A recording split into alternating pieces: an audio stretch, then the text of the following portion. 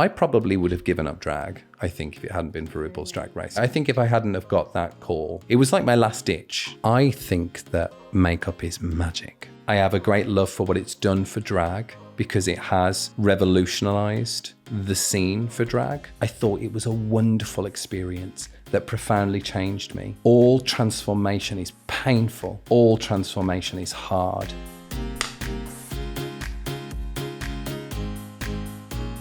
Today's conversation goes deeper than I have ever gone on this podcast. It's the coming together of two big reality TV shows, Drag Race and Love Island, and when those worlds collide, truths are told. In the makeup chair today is the unforgettable Cheddar Gorgeous, a drag artist, academic, and someone who pushes the boundaries of identity and beauty in a powerful way. This conversation actually pushed me as much as I pushed Cheddar. We talk makeup, the reality of reality TV, politics, queerness, self-expression, and what it really means to show up as your full self. So let's get Cheddar Gorgeous in the makeup chair. Today in the chair, we have the amazing anthropologist and drag icon, Cheddar Gorgeous.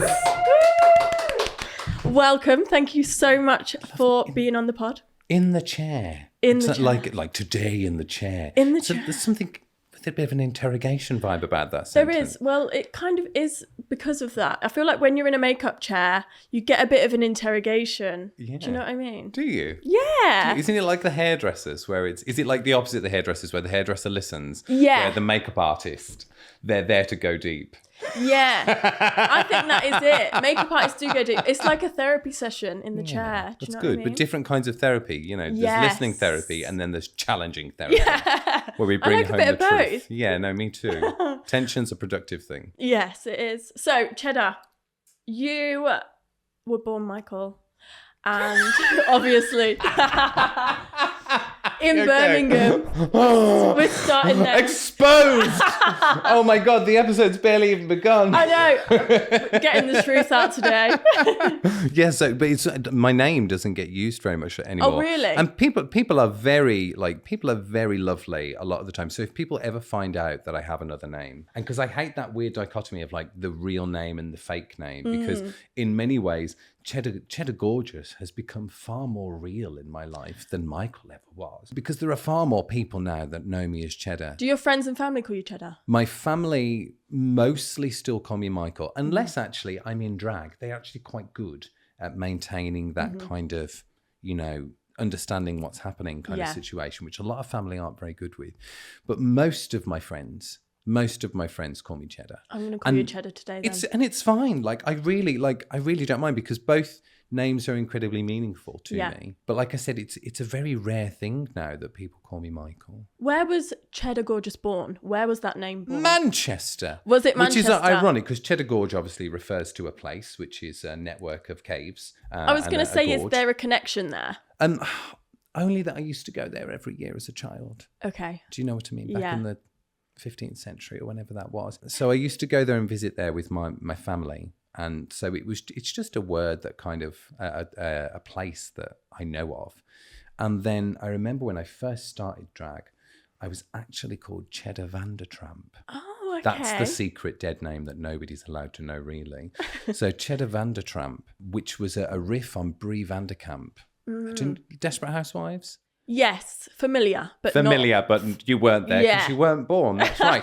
And so Desperate Housewives, there used to be this character called Brie Vanderkamp, and her entire thing was that she would take cookies around to neighbors. She was like the archetypical perfect upper middle class housewife in America. And so my drag character was nothing like that. I started kind of working in clubs, but I would take cookies out with me and it would be a little gimmick. And so I wanted to kind of riff off that kind of idea of properness and class. So originally I was Cheddar Vandertramp. And then the issue was that I just kind of became too fantastic looking. And so tramp just didn't seem to work anymore. So gorgeous felt far more fitting.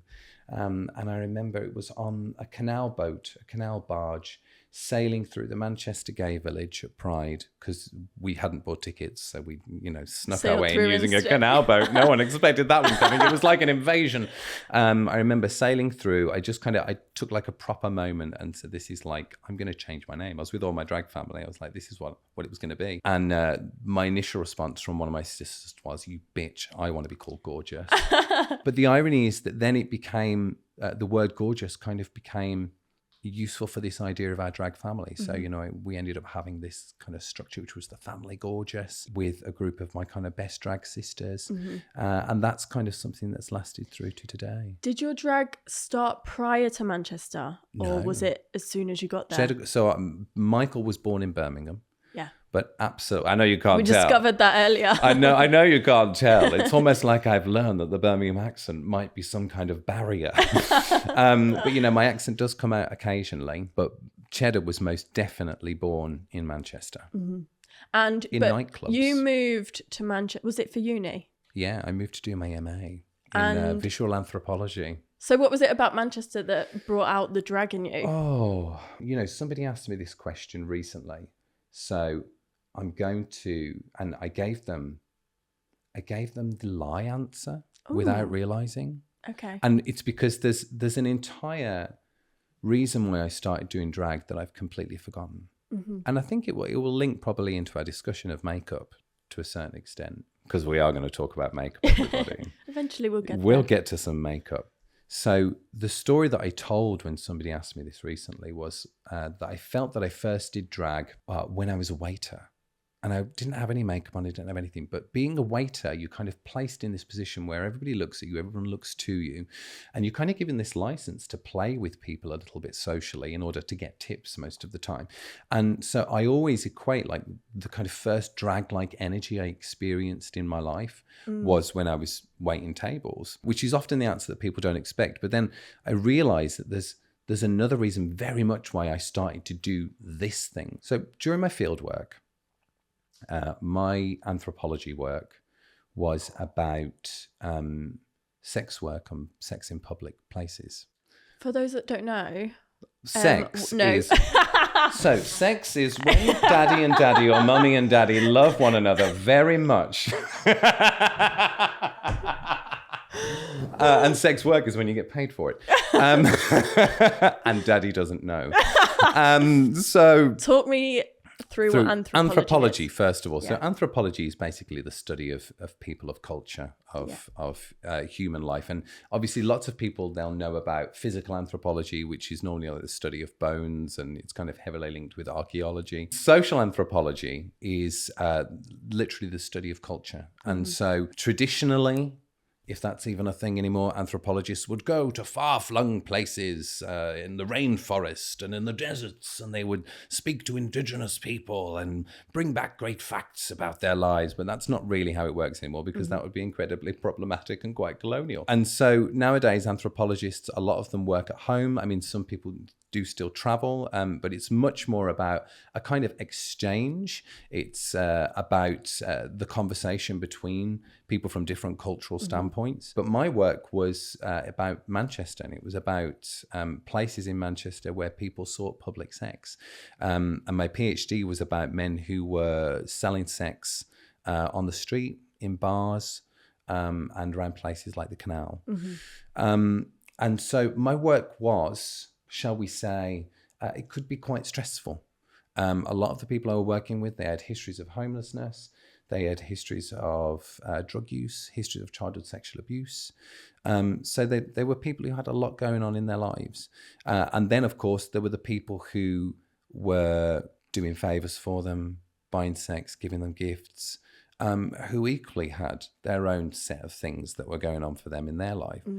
And then there were the people who were around at the same time. So there were dealers. There were people who kind of had they weren't quite pimps, but people who had a kind of pimp-like interest in these young men. And so it was a dark way to experience the city. And for a long time, it changed the way that I saw this city that had been about creativity and positivity and joy. Had a bit of a dark spin on it. Yeah, I saw a part of the city which made me feel really uncomfortable. And as a result, I became paranoid. I was convinced that somebody, and to be fair, there were people who really didn't like me. So there were some people who, shall we say, had a problem with the fact that I was doing research into these young guys' lives because they didn't want themselves to be seen. Right. For lots of reasons. So there were definitely issues for me in my fieldwork, but I absolutely became paranoid. I became quite depressed. I was anxious to leave the house. And I'd got a job doing club photography in a nightclub, and I'd been doing it for like the past few years when all this sort of stuff happened. And an opportunity came up to start doing drag for them. And because they knew that I liked it, I'd always dressed up for Halloween and this sort of thing and always made a real big effort. It was a way for me to be able to go back out into the village, not be seen necessarily as the same person, but also it gave me access to rediscovering confidence and being able to move again without fear. I think that drag has this potency where you get to be, you get to say things you're not allowed to say, you get to do things that are harder to do, you get to be unashamedly confident in a way that often we're not really afforded a lot of the time in our world. And that has a kind of a trickle-down effect. And slowly through doing that and launching myself out there in this kind of like really over-the-top way, it allowed me to just go out of the house again and use my front door. Manchester's such a open place, I feel like it's so safe, but to hear you say that is like there's another side. But do you now feel safe? Like I feel like compared to other cities, I feel like Manchester's so open. Sure there is, but I think we need to be cautious because I think that tide is turning. And I even feel now a little cautious sometimes when I'm going into certain spaces in Manchester, and I never used to. You know, so like I'm talking about after I kind of discovered drag. Cities are complicated places. They are places layered upon places upon places upon places. Unless you are wired into a particular world, you will not see it. And in many ways, most of those worlds pose no danger to anybody except for those people who are entrenched in them. And so I don't feel worried about that side of things anymore. Because I understand what that was all about, because I've had a lot of therapy. But in terms of like risk at the moment, 2 weeks ago, walking along with my boyfriend through Piccadilly, not even hand in hand, somebody called me a bald ass faggot. I know, right? A bald ass faggot. I don't have hair normally. I thought that was yours. I am a redhead.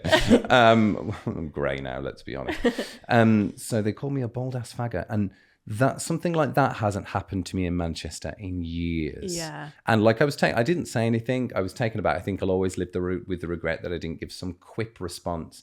But there was something so steely about it. Because and there was unexpected, but it said something to me about power, and I find myself thinking a lot about power these days.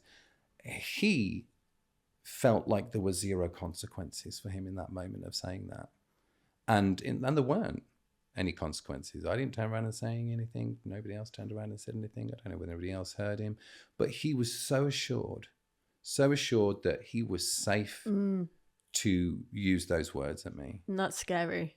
That is scary. Yeah, it is. Because and not because there will always be people who will hate me for whatever reason that might be. There will always be people who have a problem with who I love and how I live my life. But lately, I feel like some of those people aren't as scared of raising their voices anymore. How do you feel about Manchester in a queer space compared to other cities? I love Manchester. Because I say that about Manchester. I adore Manchester. Manchester has such a rich history when it comes to things like drag, when it comes to the role it played in the political liberation of queer people. You know, fighting Section 28, it was the first council to have a gay committee attached to it. Manchester has always been not ashamed to lead the way and to be an innovator and to do things differently and to actually put its hand up and say we're a cool cosmopolitan place, welcoming and accepting to everybody. And so I think Manchester still has so much to offer. I much prefer it to London. Yeah, so do I know that you're not in London. No, I honestly, this is one of my favourite cities. I love it. It's a great city. It's because it's not too big, it's not too small, it's just right. Yeah. So no, I love it, and I think it was the birthplace of drag, the community that I discovered, the birthplace of my drag, not the birthplace of all drag. That's a more complicated question. It was definitely the birthplace of that creative side of me. And I discovered a community that were willing to let me play and be part of them. What's really wonderful, though, about Manchester is that it's not a straightforward, and particularly the kind of queer communities that we have here, it's not like a straightforward, like happy clappy time.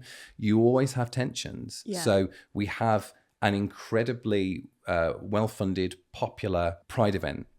Commercial Pride event that's embraced by the city tourism, that's embraced by the city council to a certain extent when it behaves itself, and that is known throughout the world. Yet we also have a really fantastic underground queer political community, and we have all of the bits in between as well, and sometimes there's tension between all of those elements, but all of those elements are what makes Manchester such a wonderful and welcoming place for people who are different in different ways. And you met your Family Gorgeous here. I did. Yeah, the Family Gorgeous was formed here. About Family Gorgeous. It's a mess. It's an absolute mess. I'm thinking of disbanding it. No, and drag families is probably a weird... Have you heard of drag families before? Of course, yeah. So what do you know about drag families? Drag families, I kind of see it as somewhere to go and somewhere to be with the people that support you and to always have support. That's how I see it. Yeah. Like a family. Well, exactly like it is. It's like a family. It's like a family. And I think... people to turn to. Yeah. And I think, so there's lots of different histories that you could trace about drag families. It's kind of a particularly American idea. But we do have kind of similar things in the UK. And we always have had similar things in the UK, often built around bars, built around show teams. The way I think of it, because I take drag families quite seriously, it's a sort of combination between... friendship, a little bit of mentorship that works in both directions, regardless of who's the mother and who's the daughter. And then it has a kind of a professional side to it as well, right? You'll help each other out. You enable people to go to gigs. You make it easy for people to gig. You bring your sisters into things so that everybody's kind of got a share of what's going on. So it's kind of all of those things. I'm very... I'm self-conscious when I use the terminology for drag family. So all of the people who are in my drag family, we had a discussion about what it meant, because also it means that you have to lift one another, but also you have to respect one another, and you have to respect what you're part of in doing that.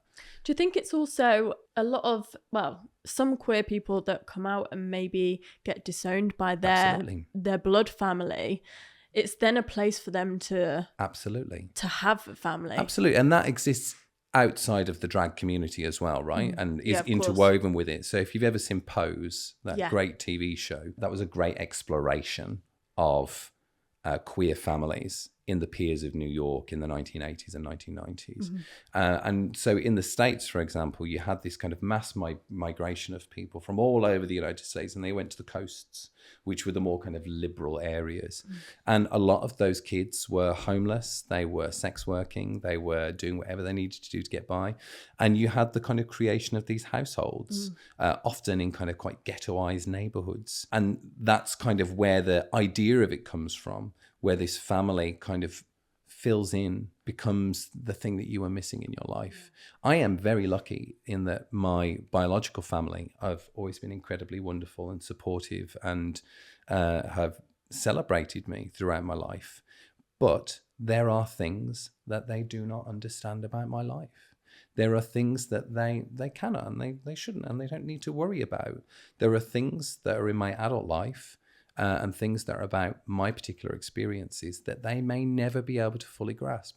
And I need people in my life who can grasp those things with me as a form of support. And that's where they come in. Yeah. It's beautiful, actually. It's a really empowering community. But, you know, I think straight people have those people too. Yeah, of course. I feel like it's another friendship, isn't it? It's another friendship group. Special friendship Yeah, group. a really special friendship group. know. And it's rare to have a really special friendship group, but when you do find it, you never want to let it go, do you? But you see, the thing is about, I think a lot of the time, the thing about queerness is that it makes legible those things that are sometimes present in all over the world, in everybody's lives. And often it's seen as not the right thing to say that our friends can be as important as our family, because we have this certain mythology in normative culture, so we say, where your family and blood is supposed to be the most important thing to you. And I think there are many people, whether they're queer identifying or not, who can certainly relate to the idea that their blood relations are not the most important people or have been the most supportive people to them. Mm-hmm. And I think what queerness does is it makes that stuff legible. It makes us be able to discuss it, and it makes it okay. Yeah. Definitely. No, it's beautiful. I love it. Oh, thank you. Let's talk a little bit about your drag look. I don't know what you mean. I've never done that. I don't know what you mean. Well, today you are Queen Elizabeth. I clearly wore it first. She was copying me. I'm Queen Elizabeth I, obviously, today, which was something that I did on RuPaul's Drag Race. Yeah. But I've done before. So I did Queen Elizabeth I thirst for years before Drag Race. Mm-hmm. I've probably been doing a routine as Queen Elizabeth I for 12, 15 years.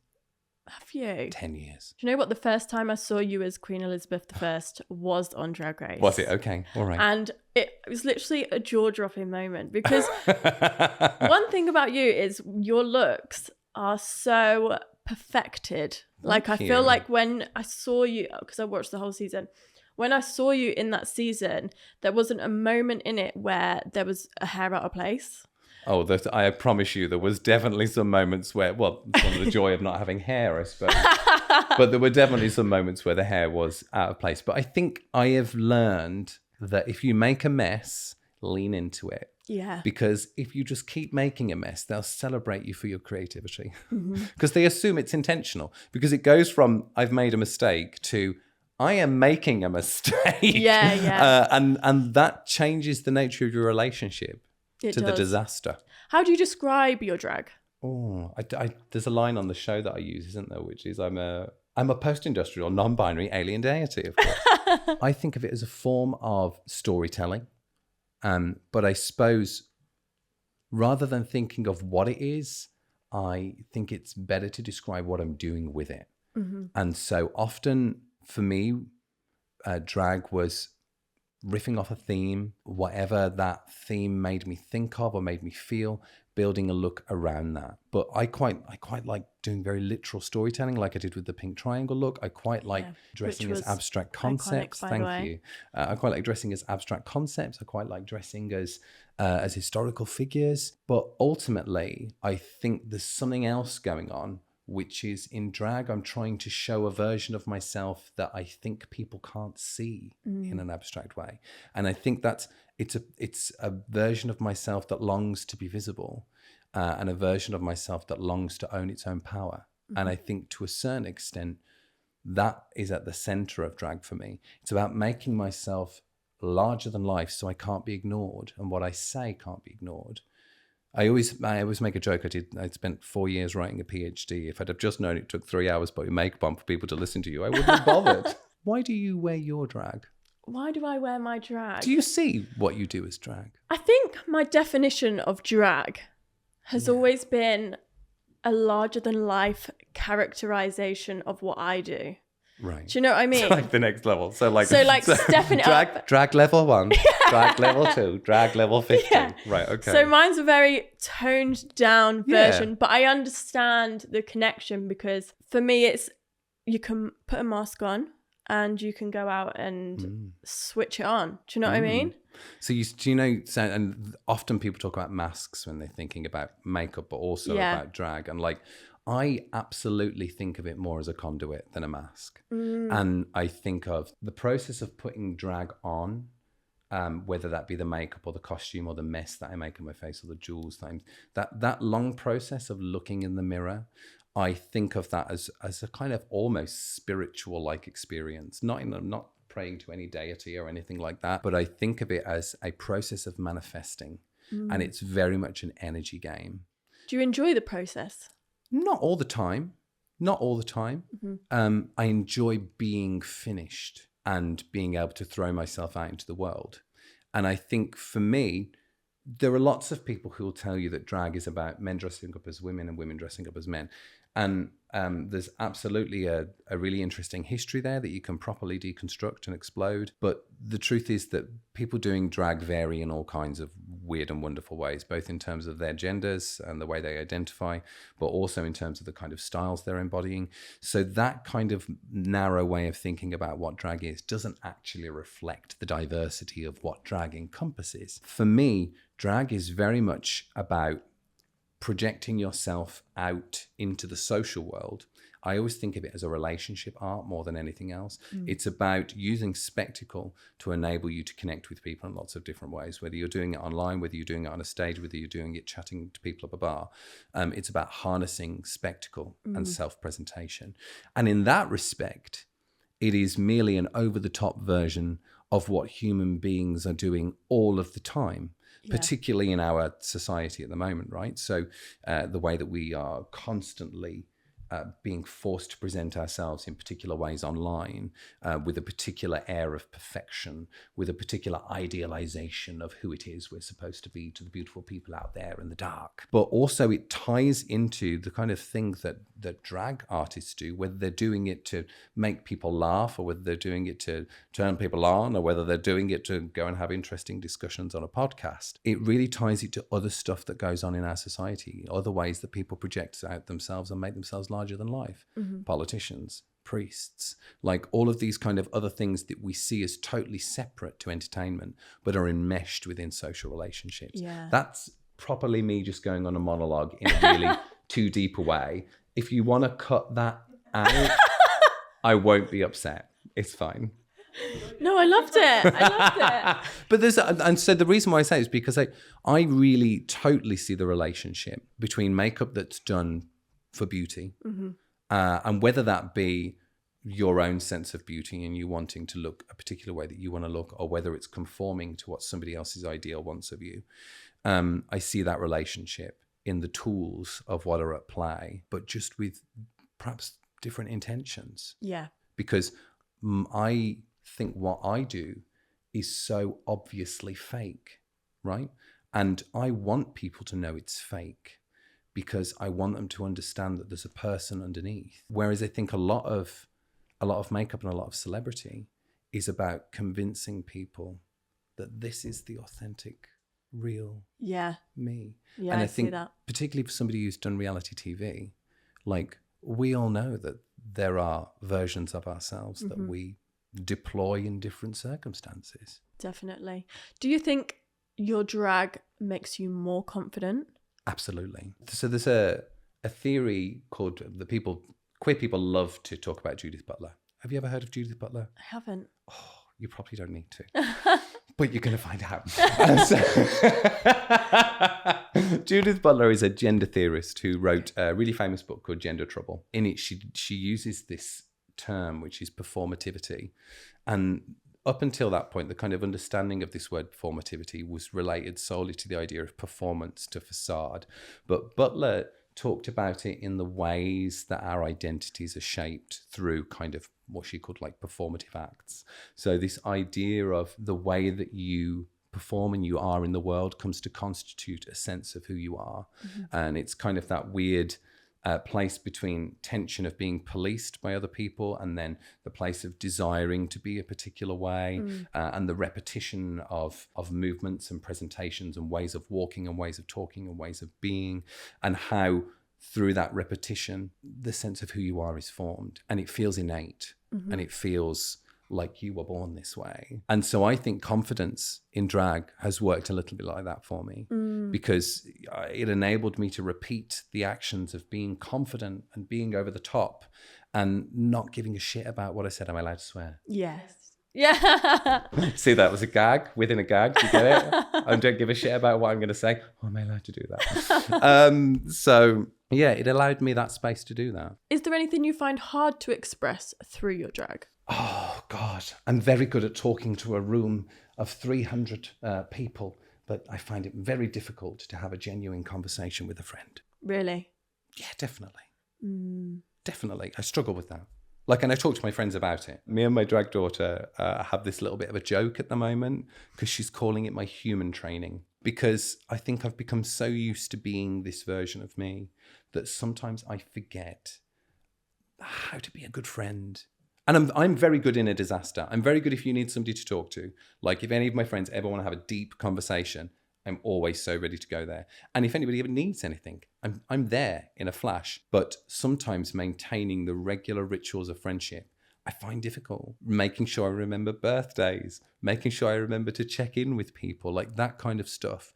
And so that now, ironically for me, is where I'm having to put my attention, the thing where I'm trying to change or form the way that I am with people. Do you think that comes from a place where outside of drag you can't talk about yourself? I think it comes from a long time having been incredibly conscious of how I am seen. And just, I think my energy went somewhere else, you know, and I became very absorbed with pushing myself out. But I mean, what's interesting at the moment is that I'm barely on social media at the moment. I'm barely kind of doing anything in that kind of world. And I'm not doing a huge amount of shows. I'm like doing a lot in my day job. And so it's great to have a little bit more of space to rediscover the other side. And it's nice to take time out from all that stuff. It's nice to, do you know what? I think it's always good every now and then to take a step back and just live your life. It's a luxury. It's a privilege. Like, and I'm very lucky in that, you know, I have other work and I have other things to do because I feel a lot of the, and I don't know whether you find this in kind of the social media and the makeup market and that sort of stuff at the moment. I think it's hard at the moment.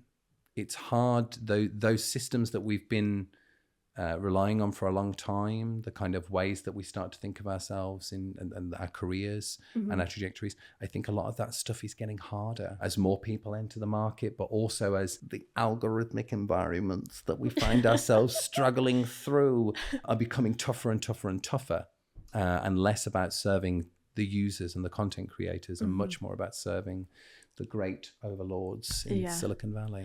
I also think that could disappear so easily. Absolutely. You need to have your life outside of that as well, because say for some reason it all switced off. Yes. Then strings to a bow you need, darling. You need the strings. You need to be playing a fucking harp, I'm telling you.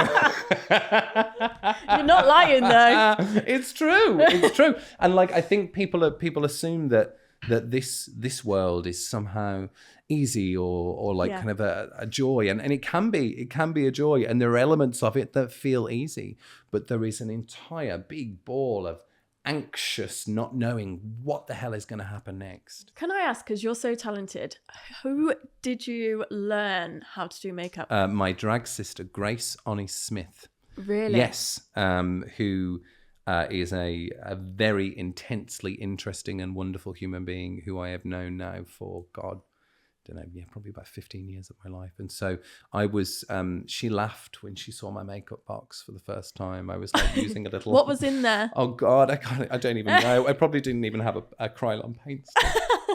I would have had some awful off the shelf, like Superdrug, lowest common denominator. Sorry, I love Superdrug.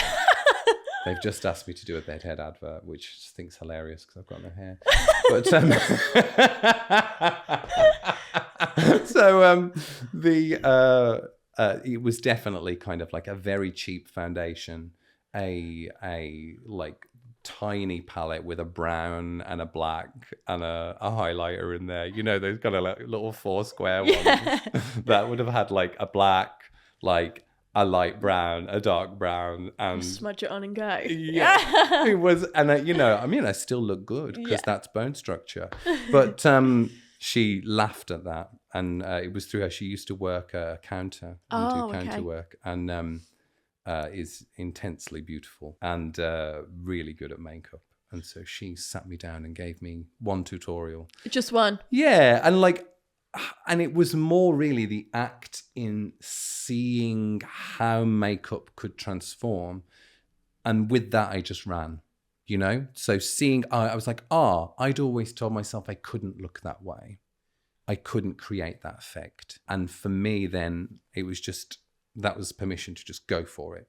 And so then I started and for many years. So ironically, if you go back on my Instagram, 5 years, you'll be like, wow, they used to do makeup. Because I used to do a lot of stuff where I would stick a lot of things to my face. I'd have kind of all weird sort of pliques and things going on. And I do less of that big spectacle stuff now just because of the nature of the work that I do now.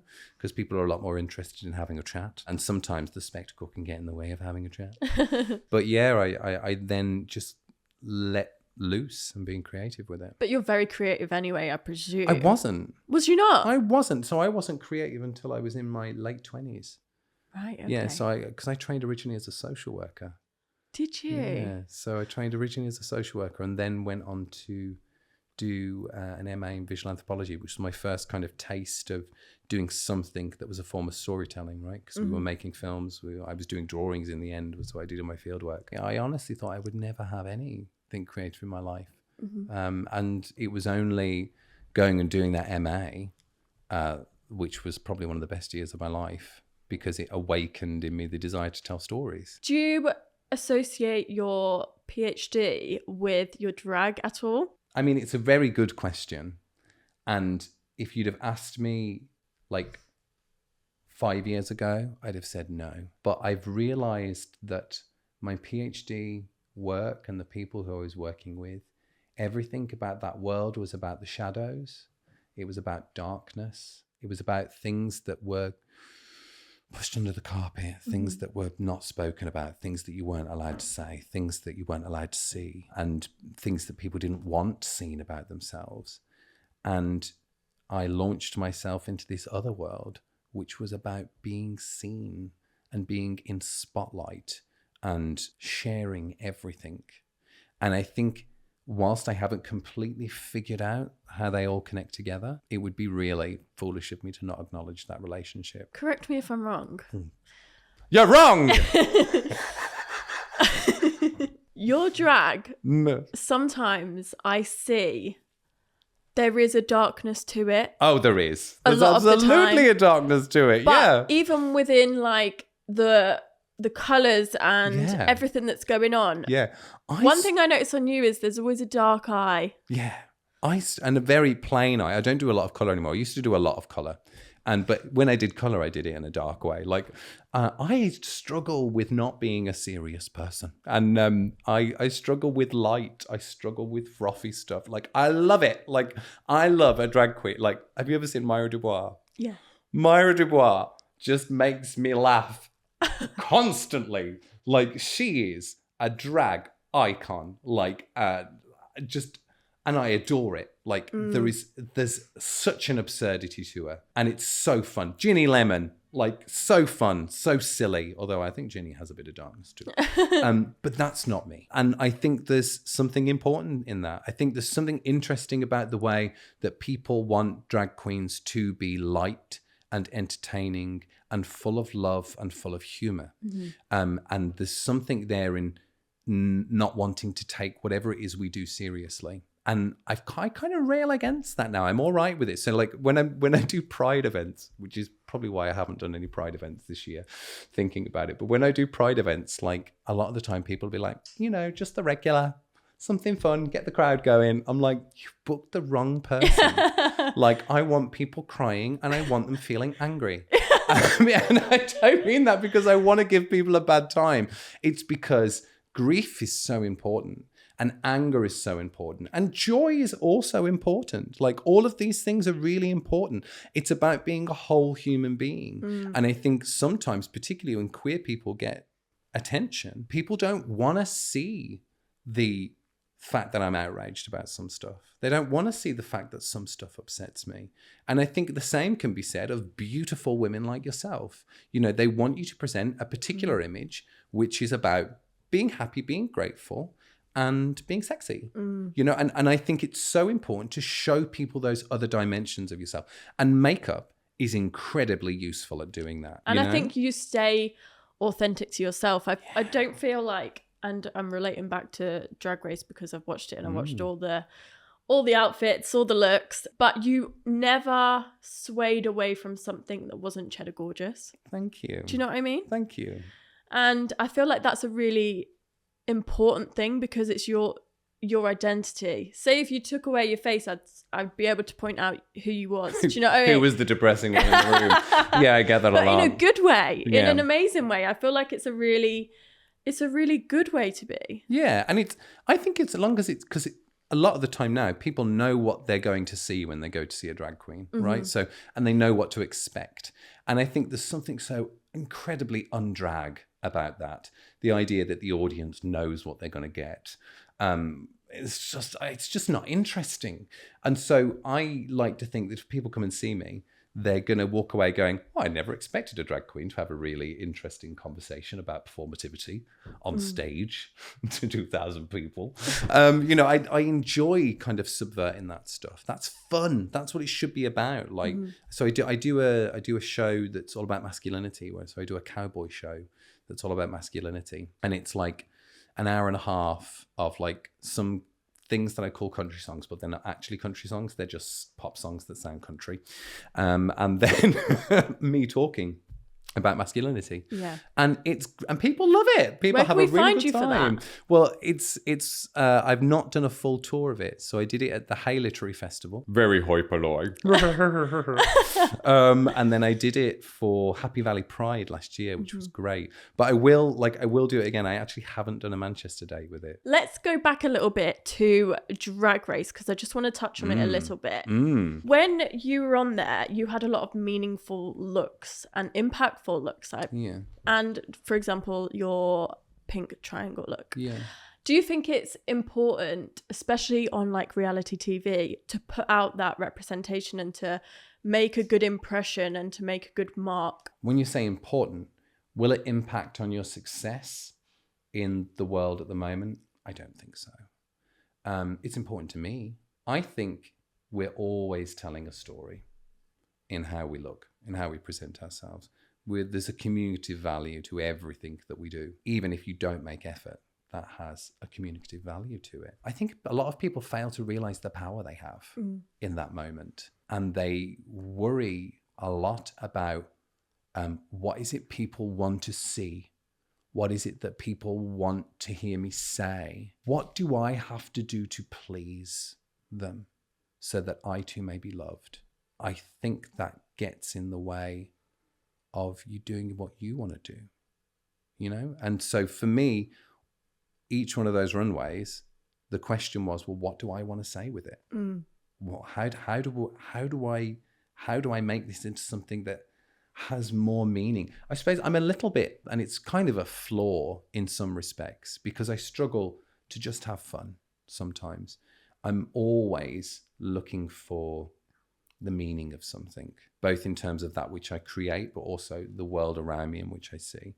And that's kind of my obsession. Great, but what does it mean? Oh, it looks nice, but what does it mean? And that's not me saying that I don't think fun is great. Like I said, Myra Dubois, I tell you what that means. It's a bloody good time, And maybe it's because I feel like I can't do that other stuff. I can be funny in my own way, but maybe because I can't really do that, wow, split clapping, whatever, keeping a gag going.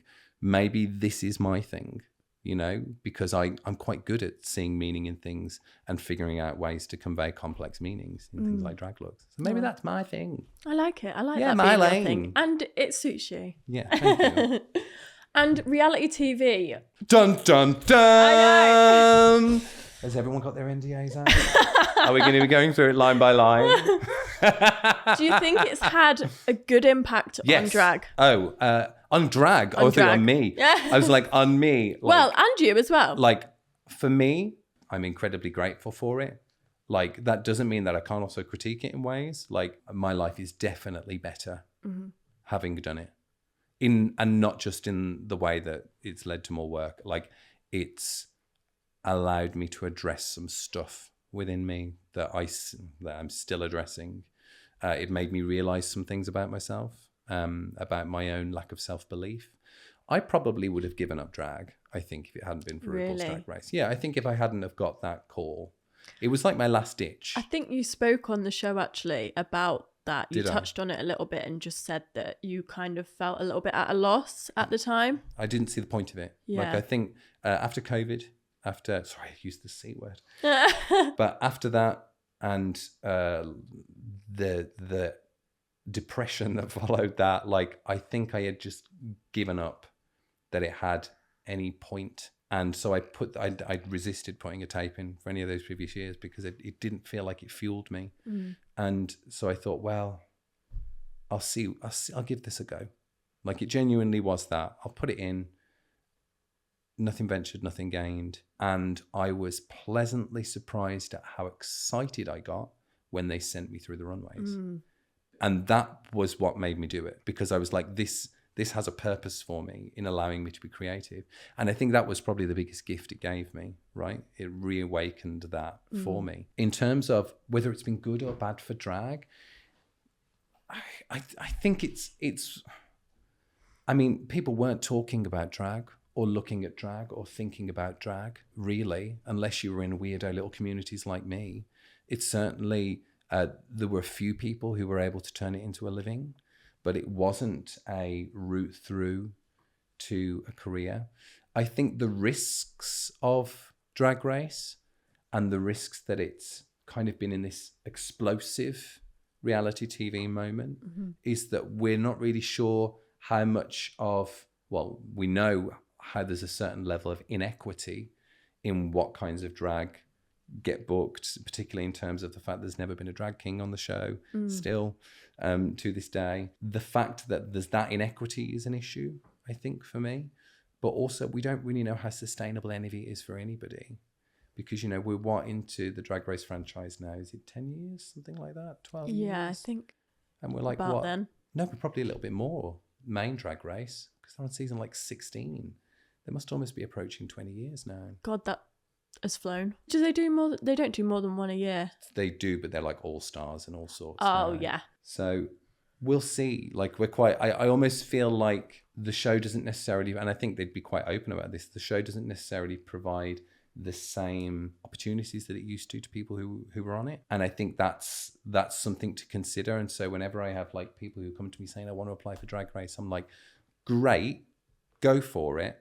Know what it is. Know what you will gain from it. But don't have too many expectations. I was going to say no expectations. I feel like you have to do that with all reality TV. That's Zero how I went expectations. Into it. Yeah, me you too. have to go into it like thinking this could be nothing but a couple of interesting weeks. Yeah. You know? And I always think, expect to go home on the first day. That's exactly what I did. That's exactly what I did. And like, it became a bit of a running joke with the cast because every single elimination, I would be there relearning my lines. And they were like, Cheddar, we think you've won the challenge. I'd be like, no, not away. I'm definitely going home this week. Home tomorrow. Like, and but that's one of the things it taught me about me. Like, I've got a little bit of a pessimistic side. But also it means that you push yourself a little bit harder, you know? And so it isn't all bad having that pessimistic side. So you surprised yourself on the show? Yeah, totally. What I want to know is how you found the whole experience of it all. I mean, it was life-changing for me in many ways. Here's an interesting thing that I bet you don't know. Part of the crew who worked with us, part of the games team, if that makes any sense, the people who were setting up the challenges, challenge team, that's what they call it. So some of the challenge team also had worked on Love Island. And I remember having a couple of conversations with them, like discreetly after we finished filming. And they were saying to me that Love Island was the worst and that they hated working on it because it felt like you guys were put through a lot more. I think the day we had an afternoon off on a Sunday, but that was really it. Other than that, it's a 24/7 process. I closed my eyes outside and got told to wake up. Like, it's quite intense in that sense where you don't really have time to. How do they do the filming with that? How does that work with the filming? What about the crews? Well, there isn't. It's a voice that comes in. So there's no crew actually around. It's just a voice coming in. So that's the part that I struggled with, I think, is not having my own time. I'm a very very independent person. I live by myself. Yes. I love to be by myself. I don't like shopping with people. Yeah. I like to shop alone. Yeah. So going into an environment where I was with 15 people, living with them and having to be around energies all the time. Yeah. And also sometimes not nice energies or not good environments. That's what I struggled with. What about you? It was different with Drag Race. We had, because we were filming in a studio. Yeah. And so we would be picked up at 7 a.m. in a bus all the way through to the studio. And then we'd have breakfast, go on set, film. Was you all living together? No. So this is the weird thing, right? So what people think is the difficult part of reality TV and what was the part of reality TV from our experience, they're two different things. So I think probably for you, what people think is the problem with reality TV is because it's about producers. It's about people whispering in your ear and creating drama. I didn't have any experience like that. I'm not saying that it hasn't happened through shows like Drag Race, but I didn't have any experiences like that. But it is the wider framing, the lack of contact with people outside. I was going to ask, was you able to contact family and friends? No. Were you? No. So very forbidden. Contact. And then you're controlled. You know, your bodily movements are controlled. How did throughout the entire process. they make sure that wasn't happening? Was you living with someone? No, we were in a hotel. Oh, really? How do you think they made it happen? How do you think they controlled us? Did they have your phones? Oh yeah, we don't have phones. Yeah. The phones were taken off us. Oh, yeah. I don't know. There's tape on the hotel room doors. Stop. Which is out there. Like I'm not breaching any great secrets now, right? Like this is things that people have talked about. So like taped you in. Like a control game. It's like a control game. It's like whole door or a section? Just a section. It's just to know whether you've left the room or not. Right. It's that. It's like a psychological slap on the wrist if the tape was moved. Technique. Yeah, totally. And it's a so it's that kind of shock on your face. And it's very normalized, right? So that's very normalized. And I'm not really sure of how aware the designers of the show understand what is going on. But obviously you're in this situation where your movements are controlled, you're escorted to the toilet, you are expected to adhere to certain regulations of silence, not talking at certain points. And I understand all that actually, because it's about making sure that stuff stays on camera. I actually think that makes really good telly. I actually think that the heightened emotional state that you become in general makes really good telly. And I can understand it. I think there's a little bit of a lack of transparency about the creation of that heightened state of emotion. You've lost a certain measure of bodily autonomy. You're confined to either a studio or your hotel room.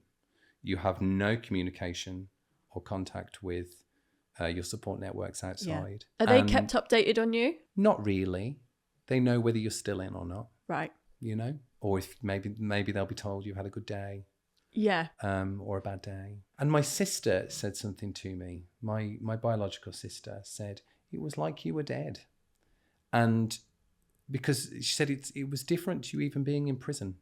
Because in prison you get a phone call and you can have kind of contact. How long was the process? A month. For me, because I stayed in. But you know, like, and I don't resent it because it did bring me a lot. Mm-hmm. I think if they ever had concerns about it, and actually I'd done reality TV before, I think I was probably the right person to be in there, right? Like, I think it's good. Like, I think it creates good telly. Yeah. I have no regrets. I think sometimes that I worry a little bit about younger people doing that. I agree. You have to have a strong mentality going into it, I think. And I think some people are probably put on these shows too young. How old were you when you went in? I was 25. But say if I'd have gone in 2 years earlier even, I wouldn't have been able to do it. Yeah. Do you know what I mean? You have to... Me from 18 to 24 would not have done well in there. But because I'd worked on myself for quite a long time, getting over things and a lot of anxiety and to do with mental health and stuff like that, then that brought me into a place where I was ready to actually go on the show. Whereas like sometimes people are too young that they don't even realize they have things to work through before they do a show like that. Me going in as like a grown-up, like I went in with zero expectations and I came out with the world. And I am grateful. And like, this is genuinely like, I loved aspects of the experience. I thought it was a wonderful experience that profoundly changed me. All transformation is painful. All transformation is hard. And I definitely think RuPaul understands that. And I think, I think one of the things that RuPaul doesn't hold back in saying to you is this is going to be hard. I'm not sure that everybody involved in that process really understands that. And particularly, I don't think everybody, particularly young people, when they go into it, I don't think they realize that they have to manage their own expectations. Definitely. And also the weight of knowing everybody else is watching. Yeah. That's tough.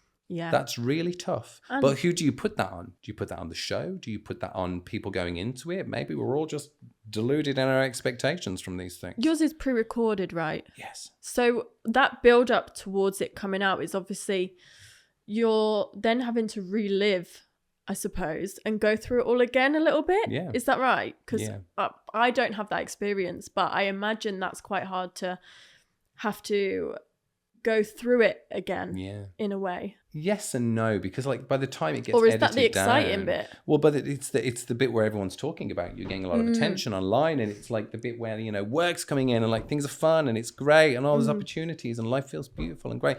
So in some respects, and like I think I was very lucky because they were very great to me. Like whether it was very great to me or whether it's because I was conscious on what I was putting out, I don't know. Like I am so happy with the way I was shown on the show. It's interesting me looking back now, and like so, I can have these conversations. They probably wouldn't ever have me back on after having this conversation, but like I would do it again. I would absolutely do it again for me. Yeah. Because there's some stuff that I realized post show, some stuff that was too late for me to kind of go, oh, that's important. That's something you didn't do. Like on reflection. I feel the same. I feel like my edit was great and like I was really happy with the response, but I would also do it again, but do it a bit differently. Yeah. But I think that's just life. That's reflecting on the past, isn't it? I wouldn't change anything. Yeah. But if you were to do it again, it's just... And it's very difficult because I think there is a sensitivity about people talking about these processes, which is ironic because, the fans already know how the processes work, right? The real big fans. But like, I have such a huge amount of love for that show and for the people who I was on it with, who I'm all still in touch with. I have a great love for what it's done for drag because it has revolutionized the scene for drag and my own life. It's transformed, but it's also pushed the letter out in the number of people who see drag, the kinds of drag that people might see, the kinds of dimensions that drag has been able to be pushed into. And I'm talking very specifically, if you look at like Drag Pact that they were doing in the States, like, people who have gone from being entertainers into being political activists. Yeah. Like the show enabled all that. And I think it's so easy to get caught up in either trying to air your grievances or show your love and suck up. And I think we have to move past that because life is complicated. Yeah. Doing things is complicated. Loving things is complicated. Loving people is complicated. Sometimes it involves celebrating and saying, that was so well done and I loved that. Thank you for that so much. And sometimes loving somebody is also going, oh, no, careful with that. Or completely. I really didn't like that, the way that made me feel. And I think maybe that there's just not scope for that in the world of entertainment, but maybe that's a problem because I think there's something about the presentation of reality TV as real, and that's probably what makes Drag Race one of the best reality TV formats, right? Because we know it's fake, right? Because drag, its over the top nature is fake, and I think that's one of the things that, ironically, I sometimes don't think Drag Race is a drag talent competition. Drag Race is drag reality TV. It's a drag on reality TV. It is a parody and emulation. It is a celebration of reality TV in that over-the-top way. And so I think part of it is about the expectations people have of reality TV and that format, you know, because people think that it's going to be this very fastidious competition, and it's not. This is created to bring joy for people and to showcase these weird and wacky people in a way that can be embraced by a wider audience. And so I don't resent it in any way, even if they'll never have me back on. I am waiting for the call for an All Stars Ru, although I won't do Versus of the World because I've got standards.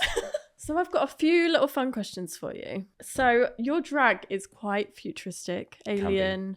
Or historical. Yeah, or historical. Right. We like to jump about in time and space. That's the point. How do you... Multidimensional. That's what I'll say about my... Do you know, you asked me earlier, how would you describe your drag? Right, like, power of editing. Well, I think I would describe my drag as multidimensional. I love that for you. Thanks. How do you think drag is going to be in about 20 years? Well, I think it really does depend on how the political situation pans out. Sorry to take it back to politics, but it's true, right? So I wonder sometimes whether we'll all be in speakeasies, you know, in kind of like hidden underground clubs because we're no longer allowed to express ourselves openly on... Yeah, like that's the thing that I'm seeing happening because you know we're talking about a Nigel Farage premiership, you know, so it's we're heading into that kind of weird territory.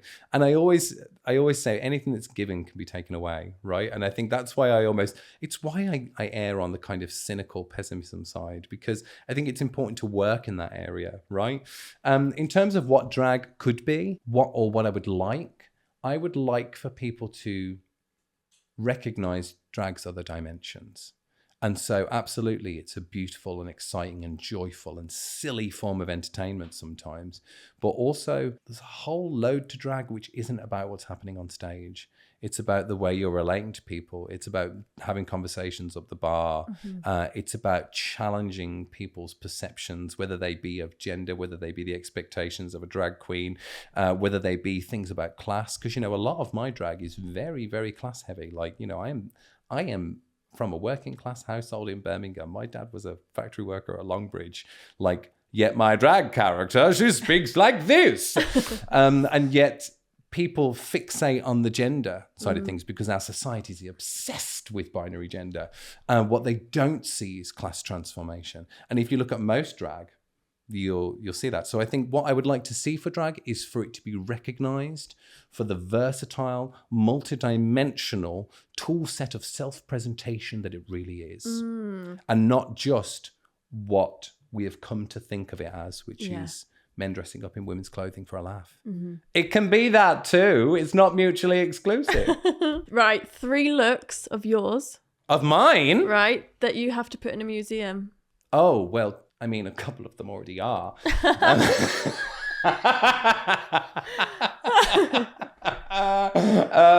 I would love for the mushroom to be displayed because it barely got any airtime on the show. You might even remember it was on the Neon episode. I was dressed as a giant neon mushroom and nobody remembers it because it was on screen for about 10 seconds.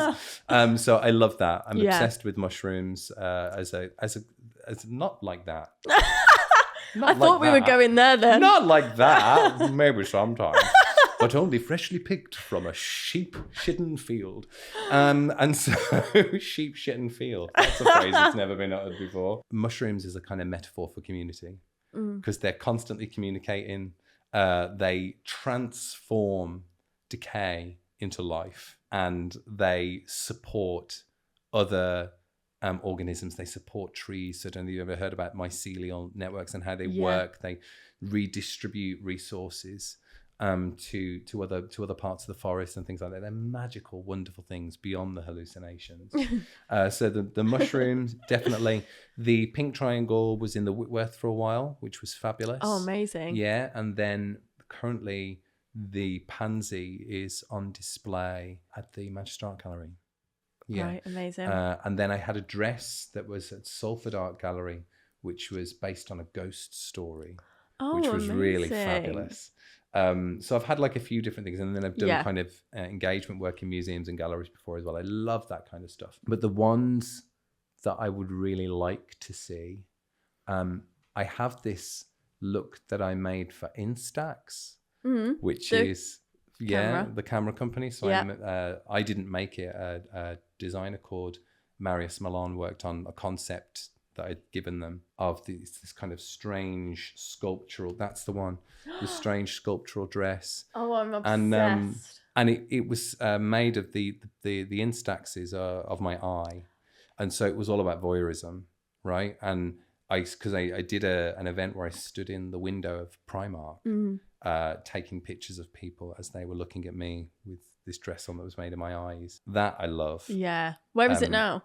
In my studio. Is it? Yeah. So it's in like a box, and I think that's a lot of the tragedies. A lot of the stuff that I make, like I'm like, this should go somewhere, but you can't force a gallery to put it on display. And it was meant to be on display in Primark for a while, but I think that they maybe thought it was a little too dark, and I think because people have this desire to only have things that are easy to digest, particularly in retail environments. We need to get that in a museum somewhere. Yeah. But I would love, because I don't really wear a lot of things twice. Like my Elizabeth is one of the ones that I do quite regularly. But like if there are any people out there who are a part of a museum or an art gallery and you've seen anything that I'm wearing, please take it off my hands, because my life is bursting at the seams. You need to wear it on like a red carpet or something. The Instax one, that'd be iconic. I've got a question I want to ask you. Okay. Right.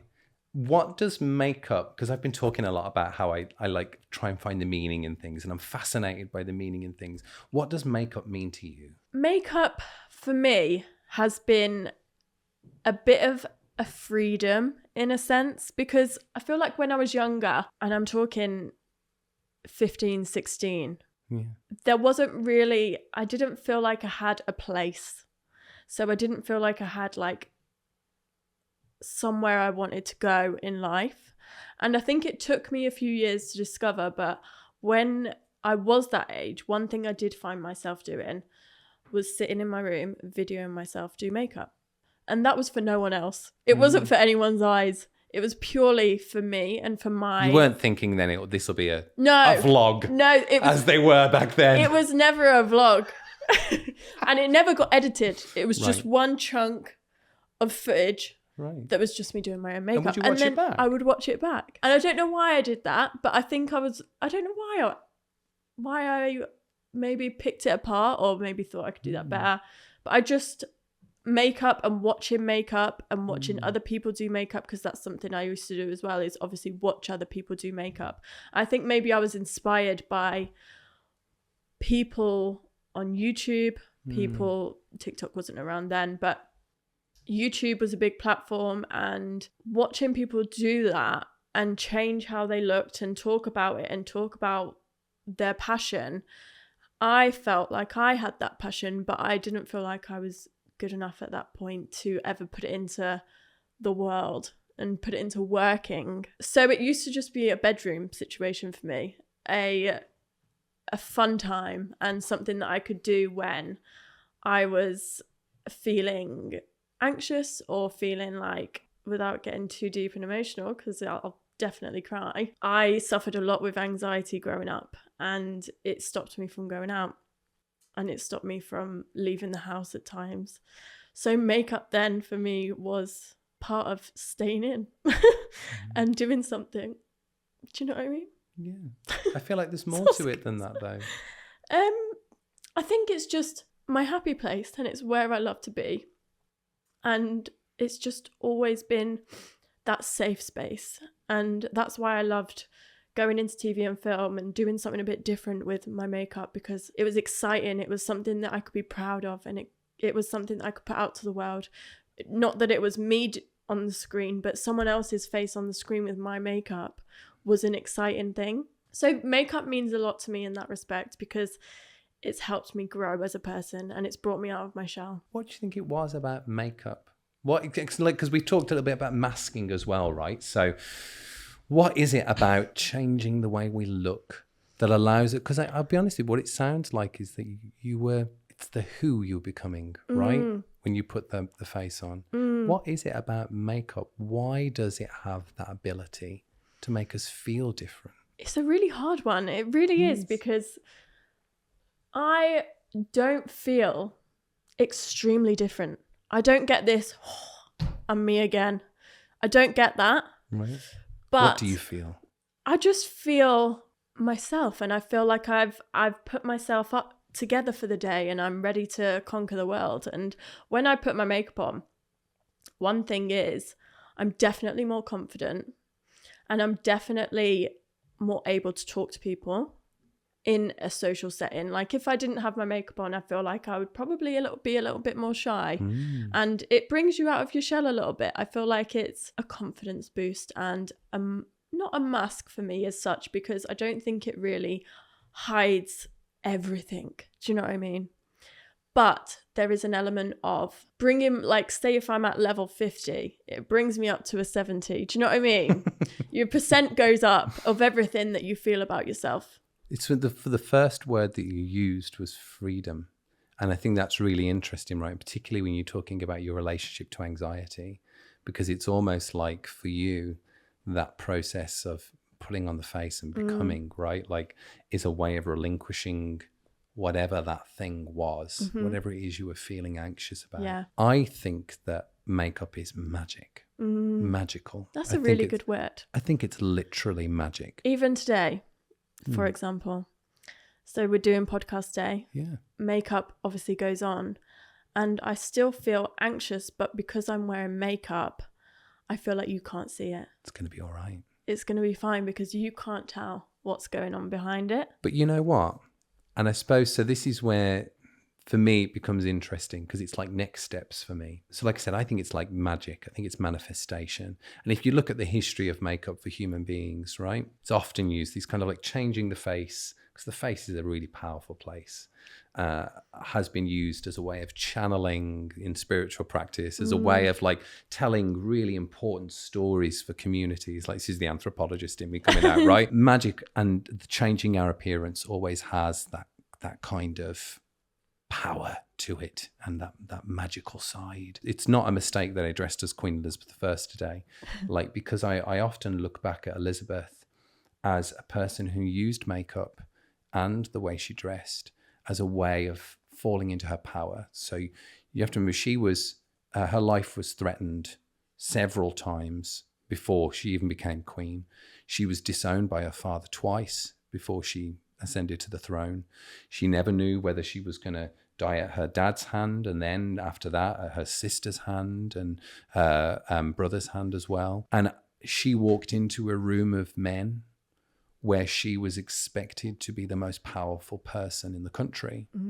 And I think that makeup and costume, the way she dressed, the way she became larger than life, the way she placed her status on her body played an incredibly important role in her power, in how she became power, and in how she dealt with all of those things that were holding her back.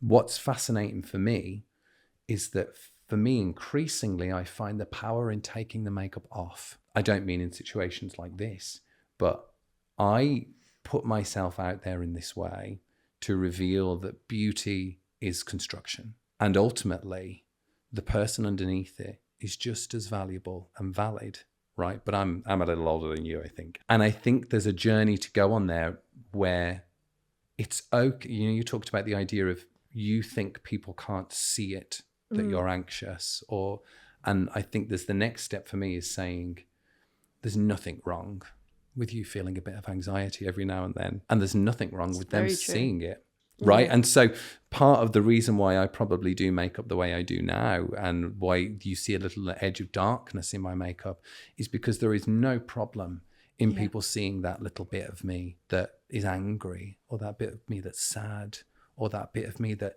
used to struggle to get outside of the front door. Because I couldn't leave my flat by the front door. I had to leave by the back and kind of like scuttle around, like, because I was worried that somebody was going to get me. You know, that it was very real. Now I don't feel that way. And I think one of the things that makeup has given me, and particularly when you spend 2 hours looking into a mirror, you have to get very comfortable with how you look. And I think over time, that can be an incredible way of dealing with insecurity. And regardless, you're a very beautiful woman. But in some ways, that's all out there. Do you know what I mean? You also seem like a very nice person. I try. But do you know what I mean? So it's one of those things that makeup can be incredibly powerful when used in the way that we want to use it. And I think it's like I said, I think it's almost like a spiritual practice of manifestation. But I think there is also a need to recognize the power that it has in encouraging us to believe the delusion, you know? And I think without it on as well. Yeah. I think there's something really powerful about taking makeup off. And if I may propose, maybe for your next season, you get people who are used to being in makeup, and then throughout the process of it, you get them to take their makeup off. Just go and surprise them with a baby wipe.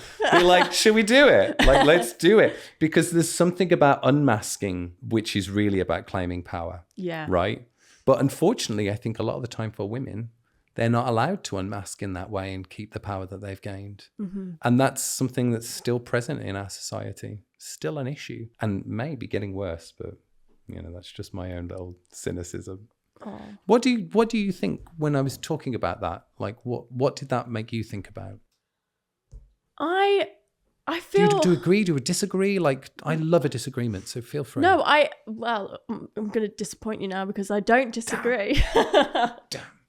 No, I don't disagree. Makeup is it's a small thing that means a big thing. And like you're saying about taking the makeup off, I think there is power in that. And I think being comfortable in your own skin is so important. And having the ability, like you said, to look in the mirror for an hour or half an hour, however long it takes you to do your makeup, and feel okay doing that, because a lot of people don't feel okay doing that. It is tough, but it's all part of learning about yourself and building up your own self-belief and confidence and all of the good words that you need to feel about yourself. It helps with that, I think. Did it get better for you? So do you know, you describing that feeling of anxiety, I suppose what I want to know is, like, did that change? And did the makeup and knowing that you could turn yourself into this thing through the power of it, did that help? Do you know what? For me, anxiety wasn't based around myself. So my anxiety was based around family and social settings. It wasn't actually about me.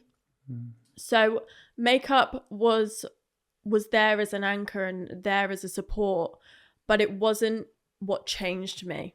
So my changing came with a lot of work on myself, therapy, having really supportive family, and just having, I think it was years of making myself better and putting the work in. It takes a lot of time. It's not an overnight fix. But anchor is a powerful word. Yeah. And like that idea of the stable thing that you could control. I think there's something profound about that. Like, you could control this thing, and obviously this thing ends up, it's an element of yourself you control, but also it has a social power because people treat you differently when you're made up. Yeah. Let's be honest, they do. And I think there's something really interesting about that. I love the idea that this was your anchor. Anchor. I don't know where that came from, but... It was good. It was good.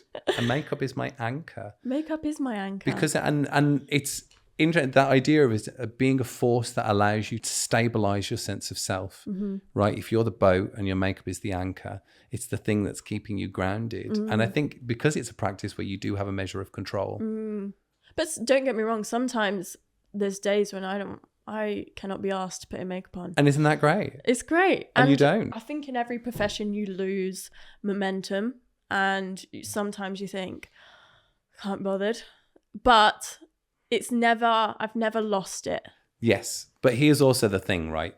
The notion that you can be that all the time is a myth. Yeah. And it's an unhealthy myth. Everything. So I have had some of the most pinnacle experiences that I think it's possible for a human being to have. I have been mostly naked at the end of a catwalk with a sea of people all looking up at me and taking photographs and thinking, isn't this fabulous and amazing? And feeling like kind of lifted bigger than I could ever have imagined myself ever becoming. And everything that the universe gives you, you have to pay back. And so all of those highs, and whether you apply that to drugs or whether you apply that to social media or fame or whatever, everything gets paid back. And these pinnacle moments where you project yourself out into the world, it would be impossible to sustain that the entire time. Some days it's okay to be lower energy. Yeah. It's important to be lower energy. Healthy balance. You have to give it back. You have to give it back. What goes up must come down. Absolutely. And you have to be okay with that. And I think sometimes people beat themselves up because they're not maintaining this unrealistic expectation of themselves. Yeah. You know, and I think it's important to show it, you know. Yeah. It's okay. Take your fucking makeup off. Take your makeup. Take your fucking makeup off. Let's all do it together now. So the question that I ask at the end of every episode is beauty product, ride or die of all time. It can be anything. And then it gets put in a giveaway for the end of season 1. So what is yours? Delusion. I guarantee you that a healthy heap of delusion will get you through any makeup scenario. I don't know if that'll fit in the box. My delusions wouldn't, that's for sure. No, but delusion, self-belief, all of those sorts of things. And like I don't, so tools-wise with makeup, there are a few things that I always use, but I don't know, with ride or die, like, because I feel like you want a drag answer, and a drag answer is a Krylon paint stick. So Krylon paint stick, or do you know, the one that I'm really enjoying at the moment, and it's a very thick foundation, and it's from Be Perfect. Oh, yeah. Do you know Be Perfect? Yeah. They're here in the Manchester Arndale. They do this full coverage foundation, and I have never found a full coverage foundation that gives me the same impact as a pan stick. And obviously, if you've ever used a pan stick, they're very dry. So for those people who are looking for something that offers that real full coverage, oh, I didn't know that. I'm going to have to try it. You need to give it a go. Ooh. It's really good. Okay. Like, it's really good. Noted. And it's not too expensive either. Well, that can go in the giveaway box. Yeah. Well, Cheddar, it's been an absolute pleasure to have you. It's been a pleasure. Thank you so much. I've absolutely loved it. Thank you so enjoyable. much. I truly would love to know what you thought of this episode, whether something resonated, surprised you, or made you see things differently. You can DM the show or email us. All of those details and links are in the show notes, including where to find and follow Cheddar. And if this episode meant something to you, please do consider sharing it with a friend. It helps us hugely to keep these conversations going. Thanks for listening or watching, and I'll see you soon with someone new in the makeup chair.